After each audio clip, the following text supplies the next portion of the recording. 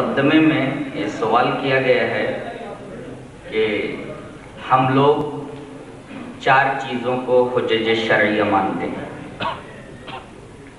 کتاب اللہ، سنت رسول، اجماع اور قیاس۔ اور اہل حدیثوں کے ہاں صرف 2 چیزیں حجج شرعیہ ہیں۔ سوال یہ ہے کہ کیا یہ سچ ہے کہ ہم لوگ اجماع اور قیاس کو نہیں مانتے؟ میں نے ابھی 4 احادیث پیش کی ہیں۔ پہلی حدیث تھی حضرت ابو ہریرہ سے، میں چاہتا ہوں ایک بار پھر سے سن لیں آپ۔ وعن ابی ہریرہ رضی اللہ تعالی عنہ قال قال رسول اللہ صلی اللہ علیہ وسلم انی قد ترکت فیکم شیئین لن تضلوا بعدہما کتاب اللہ وسنتی ولن یتفرقا حتی یرد علی الحوض، رواہ الحاکم فی المستدرک علی الصحیحین فی کتاب العلم۔ حضرت امام حاکم رحمۃ اللہ علیہ مستدرک علی الصحیحین، جو ان کی حدیث کی کتاب ہے کئی جلدوں میں، کتاب العلم کے اندر اس حدیث کو انہی لفظوں میں لائے ہیں۔ حضرت ابو ہریرہ فرماتے ہیں کہ رسول اللہ صلی اللہ علیہ وسلم نے ارشاد فرمایا کہ میں نے تمہارے درمیان 2 چیزیں چھوڑ دی ہیں، ان دونوں کے بعد تم گمراہ نہیں ہوگے۔ ایک تو اللہ کی کتاب ہے، دوسرے میری سنت ہے، اور ان دونوں کو ایک دوسرے سے الگ نہیں کیا جا سکتا یہاں تک کہ یہ دونوں میرے پاس حوض کے اوپر آ جائیں۔ اس حدیث پاک سے تو یہ معلوم ہوا کہ 2 چیزیں حجت شرعیہ ہیں، ایک تو اللہ کی کتاب اور دوسرے سنت رسول۔ اجماع کا جہاں تک معاملہ ہے، اس سلسلے میں نے ترمذی کی حدیث ابھی پیش کی۔ عن ابن عمر رضی اللہ تعالی عنہ قال قال رسول اللہ صلی اللہ علیہ وسلم لا تجتمع امتی او قال امت محمد علی ضلالۃ وید اللہ علی الجماعۃ ومن شذ شذ فی النار، رواه ترمذی۔ حضرت ابن عمر فرماتے ہیں کہ رسول اللہ صلی اللہ علیہ وسلم نے ارشاد فرمایا کہ میری امت، یا راوی کو شک ہے کہ امت محمد، آپ نے فرمایا کہ محمد صلی اللہ علیہ وسلم کی امت گمراہی کے اوپر جمع نہیں ہو سکتی، یعنی امت کی اکثریت کسی غلط بات کے اوپر جمع ہو ہی نہیں سکتی۔ اگر امت کسی بات کے اوپر اجماع کرتی ہے تو وہ ہدایت ہے، ضلالت کہاں ہے؟ یہاں فرمایا گیا کہ ضلالت کے اوپر امت جمع ہی نہیں ہو سکتی، تو ضلالت کے اوپر جمع نہیں ہو سکتی، گویا جس چیز پر اجماع کر لے وہ چیز ہدایت ہے۔ لہذا اجماع یہ تیسری حجت شرعیہ ہے جسے اہل حدیث تسلیم کرتا ہے۔ اور قیاس کا جہاں تک معاملہ ہے، قیاس کے بارے میں ابھی میں نے لمبی حدیث پیش کی بخاری کتاب الاعتصام بالکتاب والسنہ کی، میں چاہتا ہوں وہ روایت پھر سے ایک دفعہ آپ کے سامنے پڑھ دوں۔ عن ابی ہریرہ رضی اللہ تعالی عنہ ان رسول اللہ صلی اللہ علیہ وسلم قال الخیر ثلاثہ لرجل اجر ولرجل ستر وعلى رجل وزر فاما الذي له اجر فرجل ربطها في سبيل الله فاطال في مرج او روضه فما اصابت في تيلها ذلك المرج والروضه كان له حسنه ولو انها قطعت تيلها فاستنت شرفا وشرفين كانت اثارها وارواتها حسنات له ولو انها مرت بنهر فشربت منه ولم يرد ان تسقى به وهي لذلك الرجل اجر ورجل ربطها تغنيا وتعففا ولم ينس حق الله في رقابها ولا زهورها فهي له ستر ورجل ربطها فخرا ورياء فهي على ذلك وزر وسئل رسول الله صلى الله عليه وسلم عن الحمر قال ما انزل الله علي فيها الا هذه الايه الفازه الجامعه فمن يعمل مثقال ذره خيرا يره ومن يعمل مثقال ذره شرا يره، رواه البخاری في کتاب الاعتصام بالکتاب والسنہ۔ حضرت ابو ہریرہ فرماتے ہیں کہ رسول اللہ صلی اللہ علیہ وسلم نے فرمایا کہ 3 قسم کے گھوڑے ہیں، الخیل ثلاثہ، 3 قسم کے گھوڑے، بڑی پیاری روایت ہے، 3 قسم کے گھوڑے۔ ایک گھوڑے میں صرف ثواب ہی ثواب ہے، اجر ہے، اور ایک گھوڑے میں صرف عذاب ہی عذاب ہے، اور ایک گھوڑا ستر ہے، نہ اس میں عذاب ہے نہ ثواب ہے۔ وہ گھوڑا جو باعث اجر و ثواب ہے، جس کے اندر صرف ثواب ہی ثواب ہے، وہ ہے جسے آدمی نے اللہ کے راستے میں جہاد کے لیے تیار کیا ہے، دین کے کام کے لیے تیار کیا ہے، اس گھوڑے میں اجر ہی اجر۔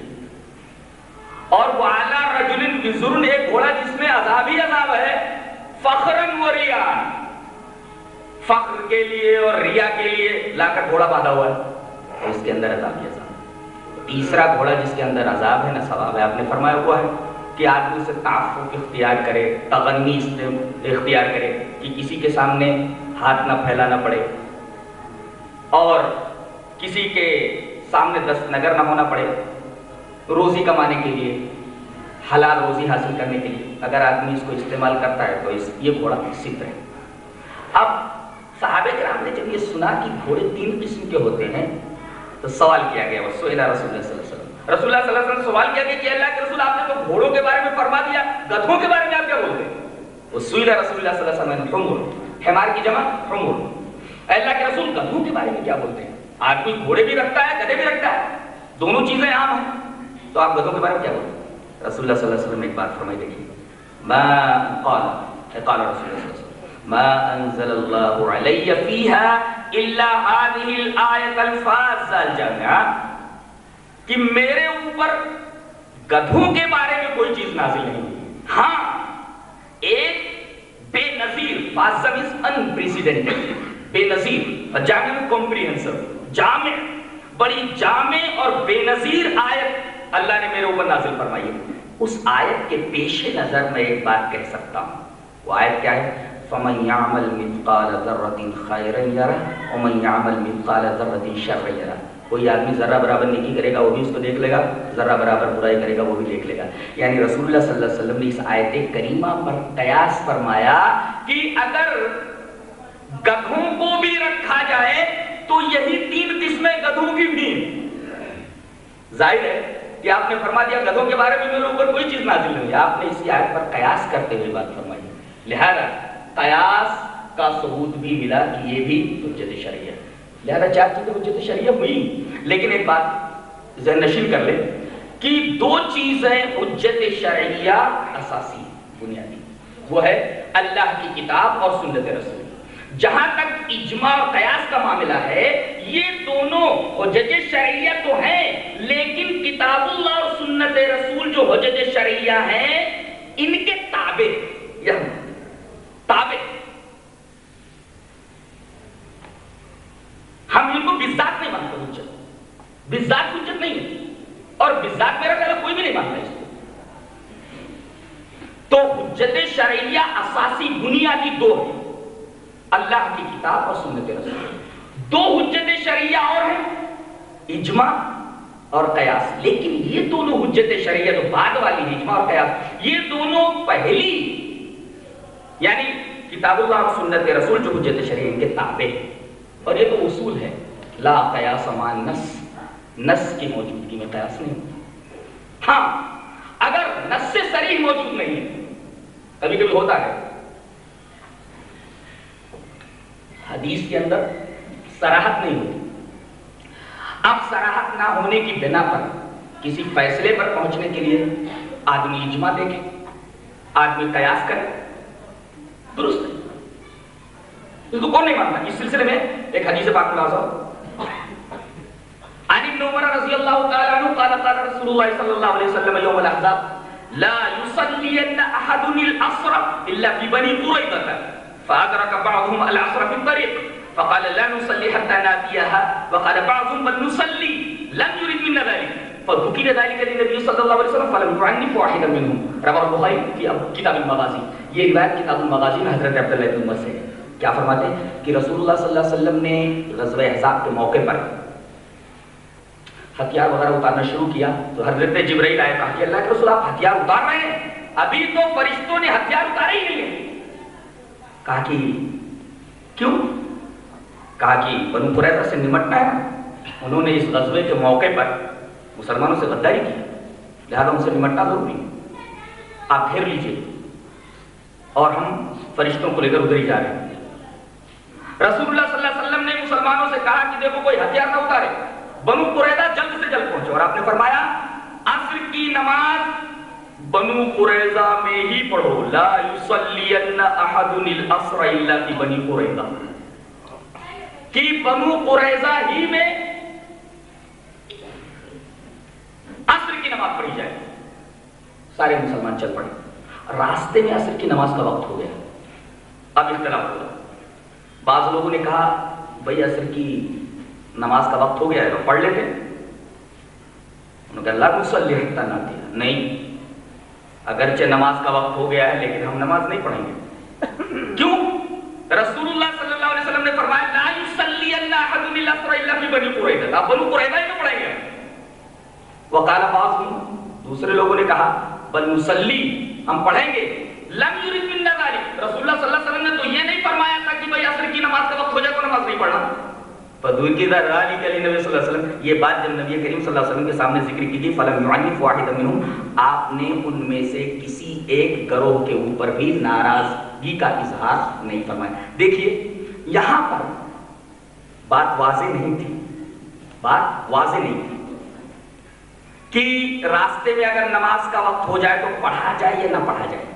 تو ایک گروہ نے منطوق کے اوپر عمل کیا، جو آپ کے منہ سے الفاظ نکلے تھے نطق منطوق کے، اور دوسرے گروہ نے مفہوم کے اوپر عمل کیا، بات واضح نہیں تھی۔ لہذا ایک نے منطوق کے اوپر عمل کیا اور ایک نے مفہوم کے اوپر عمل کیا، اور رسول اللہ صلی اللہ علیہ وسلم کے پاس جب یہ بات آئی تو آپ نے ان دونوں گروہوں میں سے کسی کے سامنے اظہار ناراضگی نہیں فرمایا۔ مطلب یہ ہوا کہ اگر بات صاف نہ ہو تب آدمی قیاس کر سکتا ہے، لیکن بات اگر واضح ہو تو پھر قیاس کیسے کیا جا سکتا ہے؟ وہ کوئی اس بات کا قائل نہیں ہے۔ اسی لیے اصول ہے لا قیاس مع النص، نص کی موجودگی میں قیاس نہیں کیا جا سکتا۔ اور ہم نے جو یہ کہا کہ بھئی قیاس کرنے والا ابلیس ہے، یا جو لوگ قیاس کرتے ہیں وہ ابلیس ہیں، ابلیس کے گروہ سے ہیں، تو یہ کوئی نئی بات اہل حدیثوں نے نہیں کہی ہے۔ اس سلسلے میں آپ کو دکھاؤں کہ کن کن لوگوں نے یہ بات کہی ہے۔ کہ کسی شاعر نے بڑی اچھی بات کہی ہے، نمن تنہا دری میں خانہ مستم، جنیدو شبلیو عطار، ہم مست، ہم اس میخانے میں تنہا نہیں ہیں بلکہ بڑے بڑے بزرگ بھی اسی میخانے کے اندر ہیں۔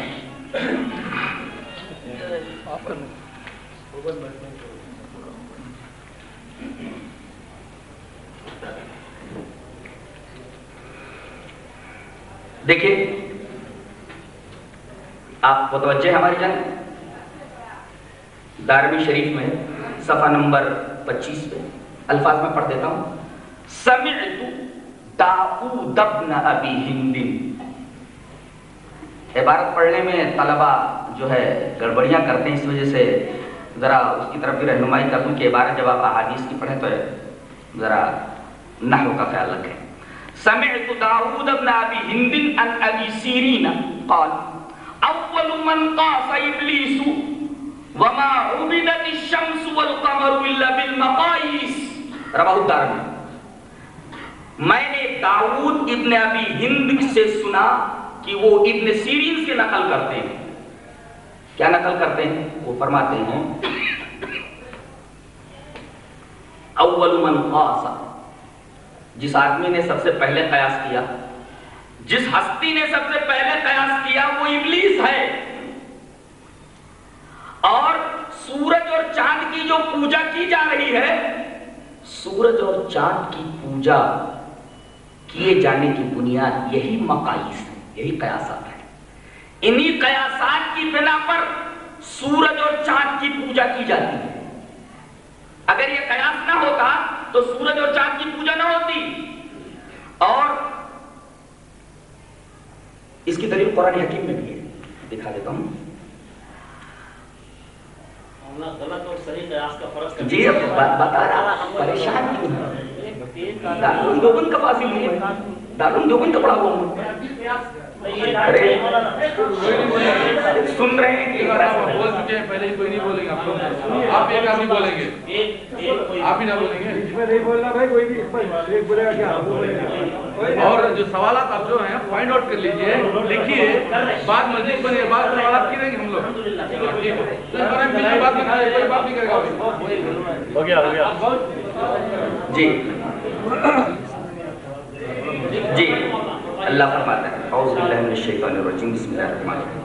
وَلَقَدْ آتَيْنَا إِبْرَاهِيمَ رُشْدَهُ مِنْ قَبْلُ وَكُنَّا بِهِ عَالِمِينَ إِذْ قَالَ لِأَبِيهِ وَقَوْمِهِ مَا هَٰذِهِ التَّمَاثِيلُ الَّتِي أَنْتُمْ لَهَا عَاكِفُونَ قَالُوا وَجَدْنَا آبَاءَنَا لَهَا عَابِدِينَ قال لقد كنتم انتم وآباؤكم في ضلال مبين. یقیناً ہم نے اس سے پہلے ابراہیم علیہ السلام کو سمجھ بوجھ بخشی تھی اور ہم ان کے احوال سے بخوبی واقف تھے. ایک دفعہ جب وہ ایک راستے سے گزرے تو انہوں نے اپنے باپ کو اور اپنی قوم کو دیکھا کہ وہ مورتیوں کی پوجا کر رہے ہیں. تمثال میں اسٹیچوز کی پوجا کر رہے ہیں. تو حضرت ابراہیم علیہ السلام نے ان سے پوچھا ما هذه التماثيل التي انتم لها عاكفون, یہ مورتی پوجا کیوں کر رہے ہو تم؟ یہاں بیٹھ کر کے ان کی عبادت کیوں کر رہے ہو؟ انہوں نے کیا کہا؟ قالوا وجدنا آباءنا لها عابدين, ہم نے اپنے آبا و اجداد کو ان کی عبادت کرتے ہوئے پایا ہے, ہمارے پاس کوئی دلیل نہیں ہے. ہمارے آبا و اجداد ایسا کرتے آئے ہیں. وہ کیوں کرتے تھے ہمیں دلیل معلوم نہیں ہے, بس ان کو کرتے ہوئے ہم نے دیکھا, ہم بھی کر رہے ہیں. حضرت نے فرمایا قال لقد كنتم انتم وآباؤكم في ضلال مبين, تمہارے آبا و اجداد گمراہ رہے ہوں تو, کسی غلط دلیل کی بنیاد پر یہ کام کر رہے ہوں تو ان کی دیکھا دیکھی تم یہی کرو گے. اس سے یہ پتا چلا کہ اگر آبا و اجداد کوئی کام کرتے آ رہے ہوں تو بلا دلیل آبا و اجداد کی بات کو نہیں لیا جائے گا. اور یہاں آبا و اجداد کے فعل کو بلا تحقیق مان کر کے ہی یہ قوم شرک بت پرستی میں مبتلا ہوئی تھی, اور شمس اور قمر کی پوجا تو ان کی بنیاد تھی.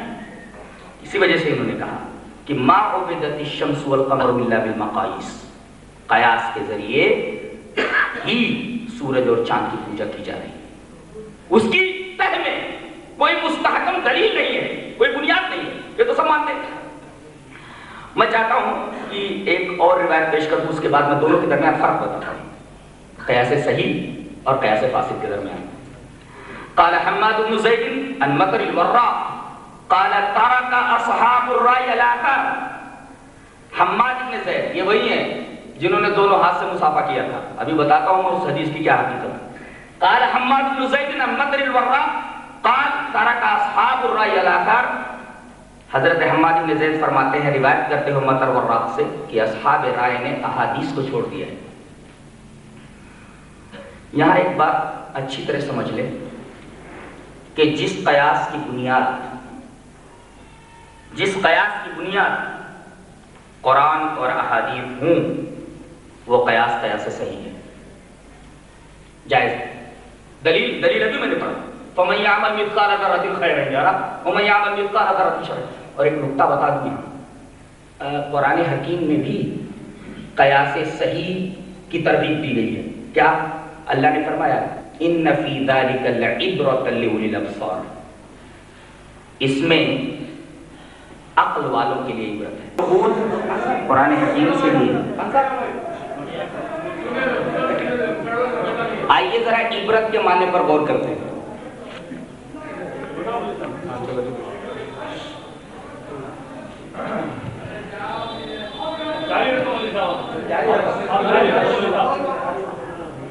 لفظ عین پر اگر فتحہ دے دیا جائے تو لفظ ہوتا ہے ابرق, اور ابرق کہتے ہیں ایسے آنسو کو جو آنکھوں سے ڈھلک کر نیچے آ گیا.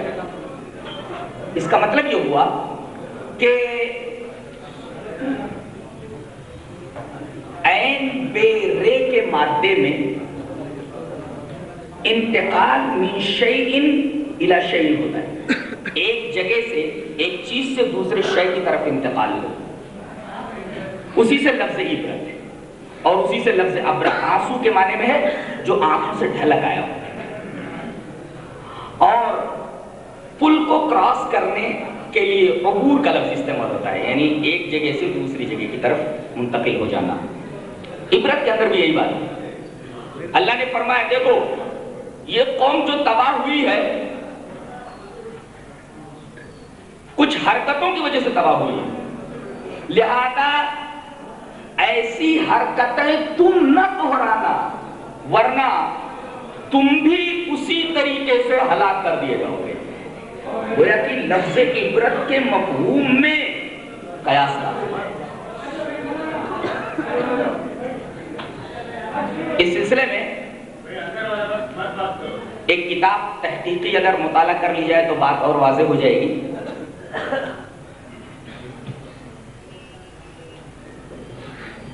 کتاب کا نام ہے an analogy a comparative study, قیاس ایک تقابلی مطالعہ.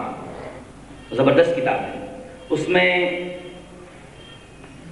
قیاس کے ہر پہلو کے اوپر بحث کی گئی ہے. قیاس ایک تقابلی مطالعہ. جی، قیاس ایک تقابلی مطالعہ ہے. اینالوجی اے کمپیریٹیو اسٹڈی، قیاس ایک تقابلی مطالعہ. اس کے اندر یہ نقطے بیان کیے گئے ہیں کہ قیاس صحیح کا ثبوت قرآن حکیم سے بھی ملتا ہے اور احادیث صحیح. ہاں، وہ قیاس ہم تسلیم نہیں کرتے جس کی بنیاد قرآن اور حدیث نہ ہو، بلکہ کسی نے ایک اصول بنا لیا، ایک اصول بنایا اور اس اصول پر مسائل متفرع کرتے ہوئے چلے گئے.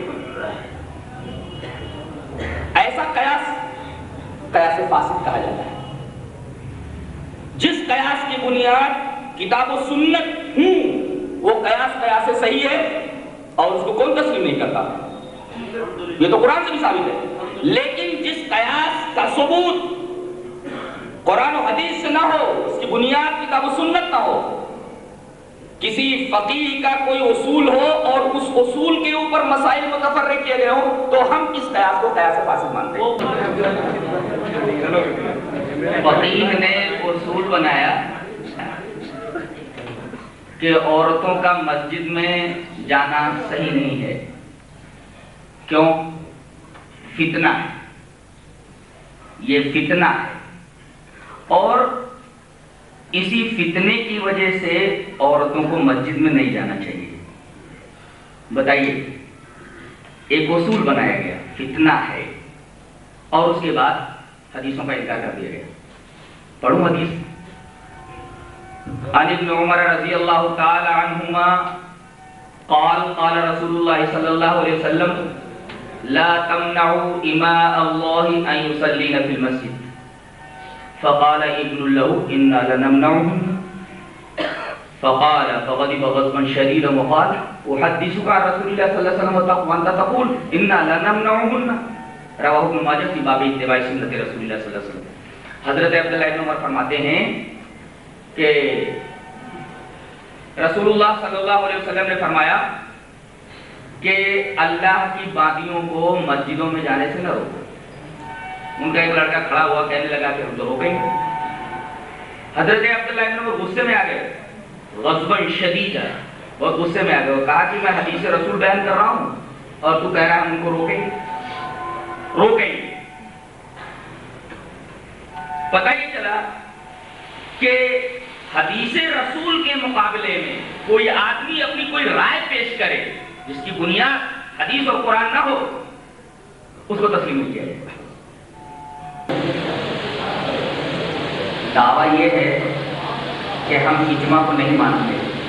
ہم نے ابھی ثابت کیا کہ اجماع اہل حدیث کہ ہم مسلم ہیں، اس لیے کہ حدیث سے ثابت ہے. قیاس جس کی بنیاد قرآن و حدیث ہو وہ قیاس تسلیم ہے، اس لیے کہ وہ قیاس صحیح ہے. قیاس فاسد کو نہیں مانتے جس کی بنا، جس کی بنیاد کسی خود ساختہ اصول پر، کسی فقیہ کے بنائے ہوئے اصول کے اوپر. اب آئیے دیکھتے ہیں حضرت امام شافعی رحمۃ اللہ علیہ نے ایک بات کہی ہے. آپ لوگ میری طرف متوجہ ہیں، یہ اجماع کو کہاں تک مانتے ہو دیکھو. وقال الامام الشافعی رحمہ اللہ اجمع العلماء على ان من استبانت له سنة رسول الله صلی اللہ علیہ وسلم لم يكن له ان يدعها لقول احد. فتح المجید جو کتاب توحید کی شرح ہے عربی، اس میں حضرت امام شافعی رحمۃ اللہ علیہ کا یہ قول موجود ہے جو بھی پڑھ کر میں نے سنایا. قول کیا ہے؟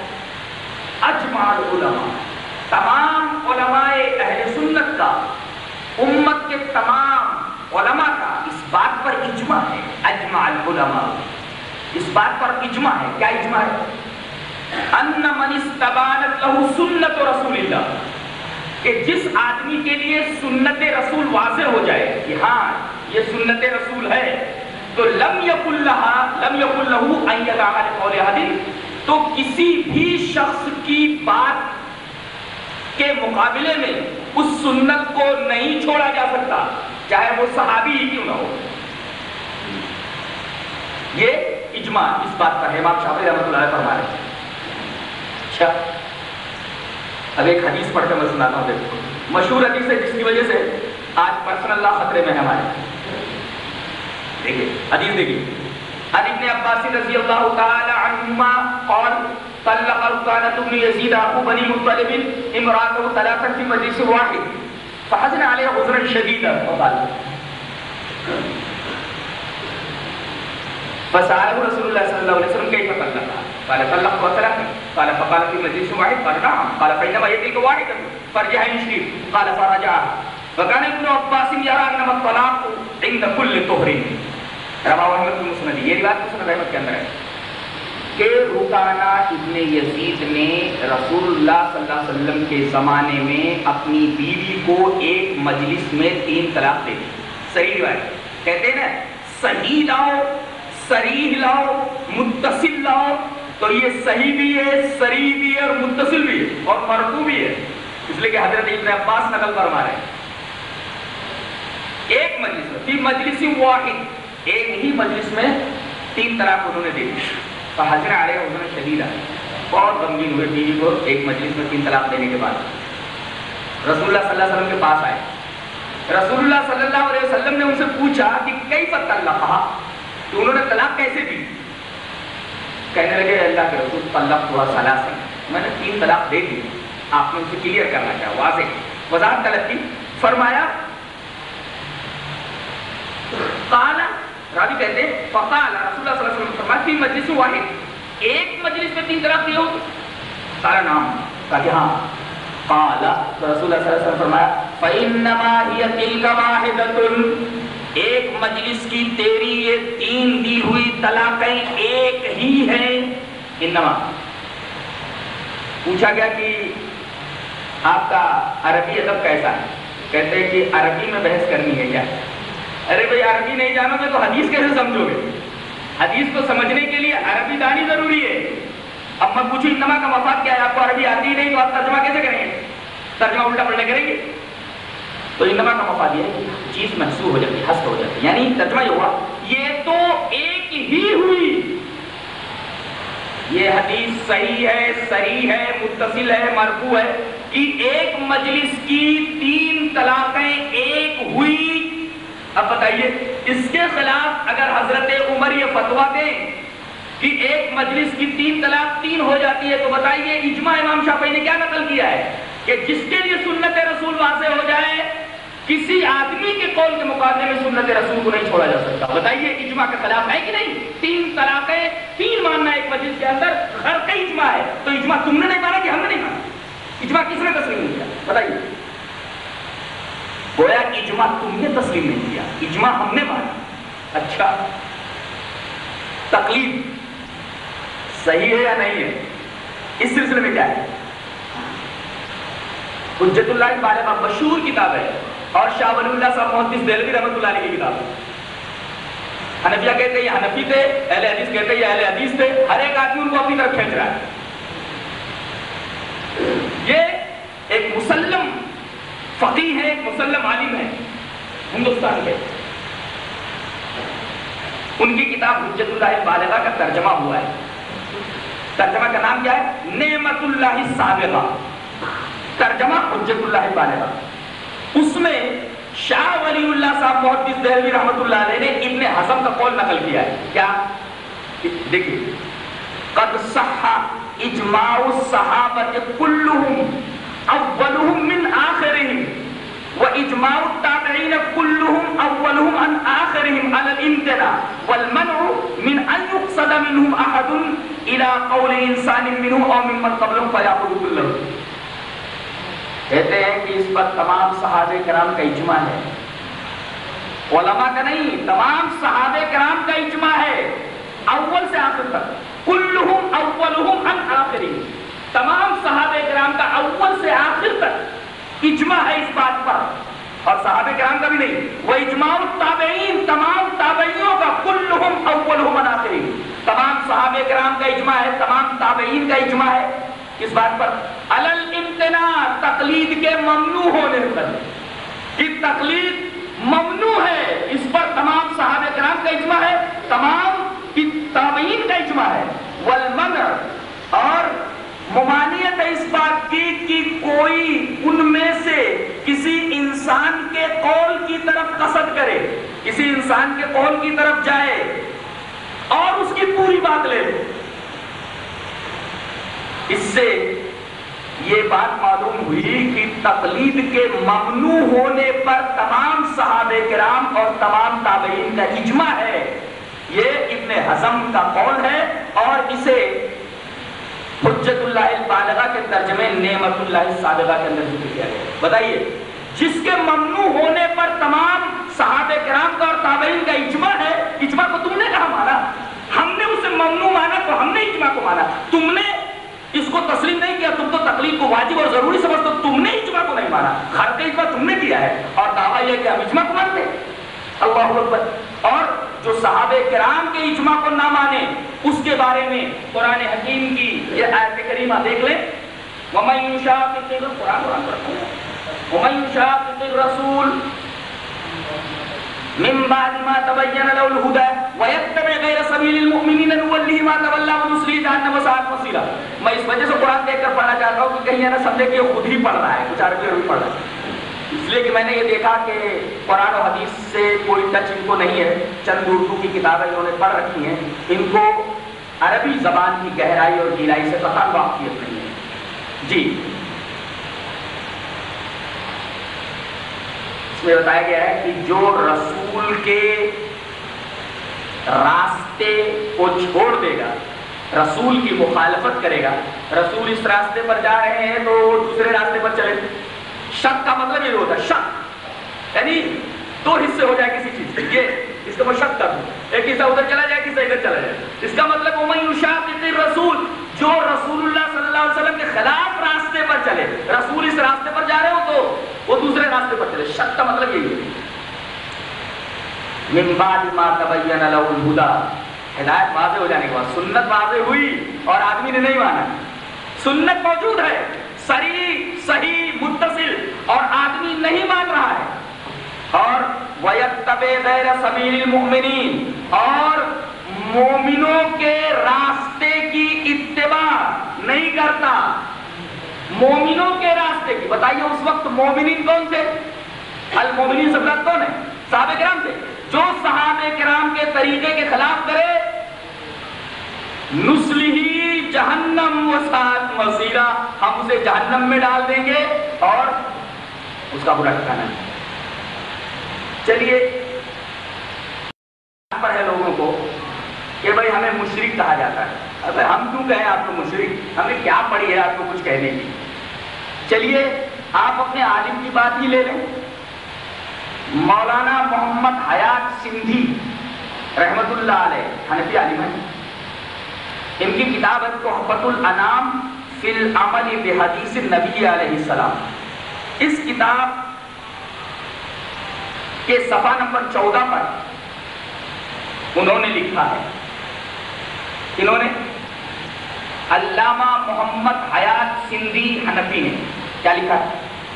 جو شخص کسی ایک معین شخص پر اڑ جائے، ایک معین شخص پر اڑ جائے، بس اسی کی بات مانوں گا، حضرت کے سوا، رسول اللہ صلی اللہ علیہ وسلم کے سوا کسی ایک معین آدمی پر اڑ جائے اور اس کا قول ہی صواب و درست سمجھے اور اسی کی تقلید واجب جانے، دوسرے ائمہ کرام کی پیروی نہ کرے، ایسا شخص گمراہ اور جاہل ہے، بلکہ اس جمود کے سبب وہ کافر ہے، اس سے توبہ کرائی جائے، اگر توبہ کرے تو خیر، ورنہ اس کو قتل کر دیا جائے، کیونکہ جس نے حضرت کے سوا دوسرے کسی امام و مجتہد معین کی اتباع ضروری سمجھی اور اس کو لوگوں پر واجب قرار دیا، تو ایسے شخص نے اپنے امام کو بمنزل نبی کے ٹھہرایا اور یہ کفر ہے۔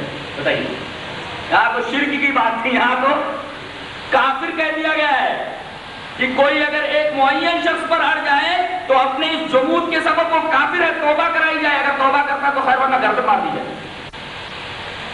یہ تو انہی کے آدمی نے کہا ہے، ہم کو انہیں کچھ کہنے کی کیا ضرورت ہے؟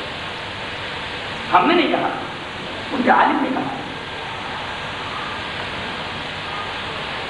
تو اجماع کا خرق کس نے کیا؟ اجماع کو تسلیم کس نے نہیں کیا؟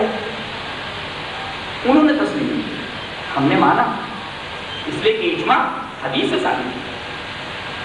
اسی طرح قیاس قرآن سے بھی ثابت ہے اور احادیث شریفہ سے بھی ثابت ہے، شرط یہ کہ وہ قیاس سے صحیح ہو، قیاس فاسد نہ ہو، اس کو ہم نہیں مانتے۔